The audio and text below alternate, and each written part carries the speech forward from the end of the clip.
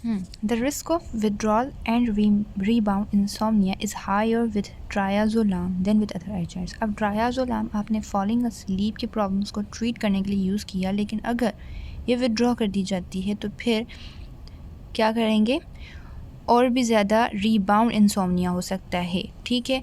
Intermediate acting, अब intermediate acting में हमने क्या कहा था, 2 हैं, उनमें से एक है टेमाज़ेपाम। ठीक है। Temazepam is useful for patients who experience frequent awakenings and have difficulty staying asleep. मतलब एक तो था ट्राइएज़ोलाम में कि भाई वो सो नहीं पा रहा था, स्टार्ट ही नहीं कर पा रहा था नींद को, लेकिन अब एक बंदा सो चुका है लेकिन उसे क्या है, फ्रिक्वेंटली वो सो नहीं पा रहा, मतलब वो कंटिन्यूसली नहीं सो पा रहा, सॉरी। ठीक है, वो बार बार उठ रहा है, बीच में नींद ख़राब हो रही है उसकी। ठीक होगी बात। Temazepam should be administered 1 to 2 hours before the desired bed time. अब लॉन्ग एक्टिंग हमारे पास आ जाती हैं, वो क्या है, flurazepam is rarely used due to its extended half life. अब इसकी हाफ लाइफ बहुत ज़्यादा है तो हम बहुत एहतियात से बहुत रेयरली यूज़ करते हैं फ्लोराज़ेपाम को। ठीक है, फ्लोराज़ेपाम को। और दूसरा कि एल्डरली पेशेंट्स में तो ये एक्यूमुलेट हो जाने लगती है, जिसकी वजह से डे टाइम सेडेशन होती है। ठीक है। अब हमारे पास अगेन आ गया है एक लॉन्ग टर्म और इंटरमीडिएट टर्म। एक है इसमें से एस्टाज़ोलाम। एस्टाज़ोलाम एक इंटरमीडिएट एजेंट है। ठीक है, जबकि क्लोराज़ेपाम जो है वो क्या है, एक लॉन्ग एक्टिंग एजेंट है। ठीक है। स्टेज़ोलाम एंड क्लोराज़ेपाम, स्टेज़ोलाम एंड क्लोराज़ेपाम। ठीक है।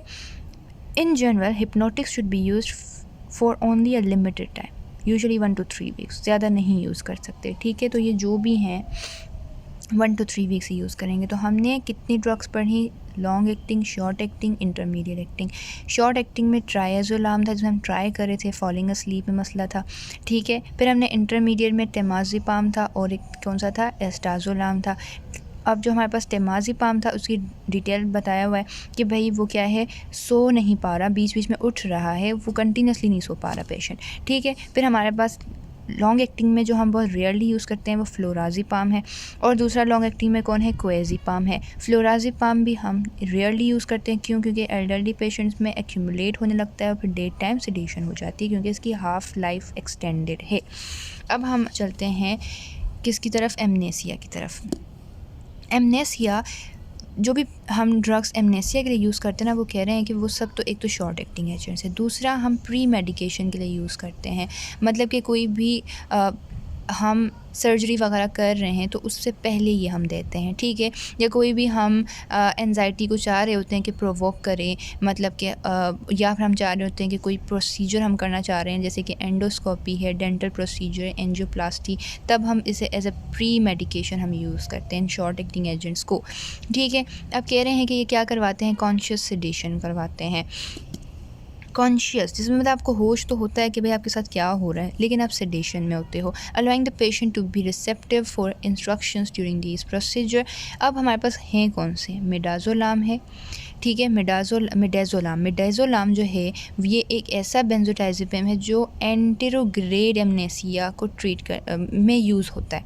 ठीक है। अब एंटेरोग्रेड होता है और एक होता है रिट्रोग्रेड। एंटेरोग्रेड जो है वो ऐसा होता है कि मतलब आपने एक पेशेंट को जब कोई एनेस्थीसिया दिया है या कोई भी सेडेशन कॉजिंग ड्रग आपने इंड्यूस कर दी है, तो वो न्यू इन्फॉर्मेशन को याद नहीं कर पाएगा, लेकिन भाई उस ड्रग को डालने से पहले, लगाने से पहले, देने से पहले कि जो भी इवेंट्स थे वो उसे याद होंगे। रिट्रोग्रेड में उल्टा हो गया, पहले के याद नहीं होंगे, बाद वाले जो आप चीज़ें बताओगे उससे वो याद रहेगा। ठीक होगी बात। तो हम कह रहे हैं कि ये जो मिडाज़ोलाम है ना, एंटेरोग्रेड एमनेसिया को फैसिलिटेट करता है कि भाई पहले वाली चीज़ें याद तो रहेंगी ना, बाद वाले को बेशक वो याद ना रहें, वो आहिस्ता फिर वो डेवलप हो जाएगा, लेकिन एटलीस्ट पहले वाले तो पता हो कि कौन क्या कब क्या हुआ था। ठीक है। दूसरा क्या है, सीजर्स। अब हमारे पास एक होते हैं सीजर्स कॉजिंग क्लोनाज़ेपाम, या उसे ट्रीट करने वाले, sorry, clonazepam is occasionally used. Clonazepam को हम यूज़ करते हैं एज एन एडजेक्टिव थेरेपी, मतलब किसी थेरेपी के साथ हमने दे दिया। जैसे फॉर एग्जांपल कोई सीजर्स वाला पेशेंट है, उसे आप ट्रीट करो तो उसके साथ साथ आपने क्लोनाज़ेपाम भी दिया है। जबकि लोराज़ेपाम एंड डायज़ेपाम हम यूज़ करते हैं, ड्रग ऑफ चॉइस है ये तो इनफैक्ट, जब हम स्टेटस एपिलेप्टिकस को ट्रीट कर रहे होते हैं। तो ड्रग ऑफ चॉइस इस स्टेटस एपिलेप्टिकस के कौन है? फ्लोराज़ेपाम एंड डायज़ेपाम। ठीक होगी बात। लेकिन क्लोनाज़ेपाम हम सिर्फ तब यूज़ करते हैं जब हम सीजर्स के साथ रेयरली कोई इंजेक्टिव थेरेपी दे रहे हैं, ओकेजनली तब। ठीक होगी बात।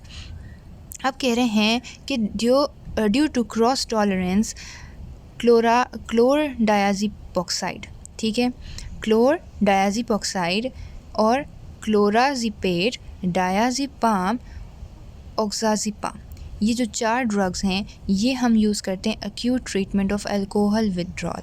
मतलब अब अल्कोहल किसी ने पीना छोड़ दी, ठीक है, और जिसकी वजह से विदड्रॉल इफेक्ट्स इस तरह से आने लग गया कि सीजर्स होने लग गए, तो उसको ट्रीट करने के लिए आप चारों में से कोई एक ड्रग दोगे, क्लोराज़ेपेट, डायज़ेपाम, ऑक्साज़ेपाम और क्लोरडायाज़ेपोक्साइड। क्लोरडायाज़ेपोक्साइड, क्लोराज़ेपेट, डायज़ेपाम, ऑक्साज़ेपाम, ये 4 आप दोगे। जबकि क्लोनाज़ेपाम हम एडजंक्ट थेरेपी में देते हैं, और लोराज़ेपाम, डायज़ेपाम और लोराज़ेपाम एंड डायज़ेपाम ये हम स्टेटस एपिलेप्टिक्स के लिए ड्रग ऑफ चॉइस होते हैं। मसल डिसऑर्डर्स में डायज़ेपाम हम यूज़ करते हैं मसल स्पाज़म को ट्रीट करने के लिए और स्पास्टिसिटी को ट्रीट करने के लिए फ्रॉम डिजेनरेटिव डिसऑर्डर्स। मतलब लाजमी बात है, कोई डिजेनरेटिव डिसऑर्डर है तो ये स्पास्टिसिटी हो गई है, जैसे कि मल्टीपल स्क्लेरोसिस हो गया, सेरेब्रल पाल्सी हो गई, ठीक है, तो ये डिसऑर्डर्स आ गया तो डायज़ेपाम आप दोगे। ठीक होगी बात।